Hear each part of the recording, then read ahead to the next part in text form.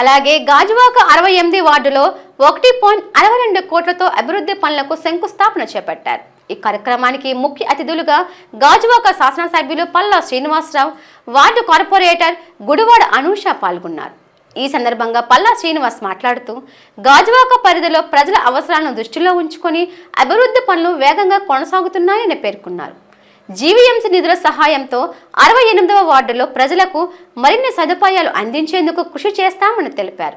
ఈ కార్యక్రమంలో ward TDP in charge Sarvasiddhi Anantalakshmi, ward అధ్యక్షులు తాతారావు, జనసేన వార్డు అధ్యక్షురాలు శాలిని, స్థానిక కూటమి నాయకులు రోహిణి, ఈటి శ్రీను, అప్పలరాజు, స్థానిక ప్రజలు, నాయకులు పెద్ద సంఖ్యలో పాల్గొన్నారు.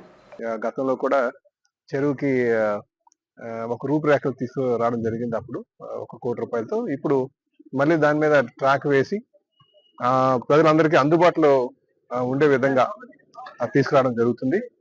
ఇంకా భవిష్యత్తులో జీవీఎంసీ ఫండ్స్ తో మింది గ్రామాన్ని, పాత గ్రామాలన్నీ కూడా అభివృద్ధి చేయడానికి కృషి చేస్తామని చెప్పి ఈ సందర్భంగా తెలియజేస్తున్నాను. దీనికి సహకారం అందించినటువంటి ప్రతి ఒక్కరికి కూడా పేరు పేరున ధన్యవాదాలు.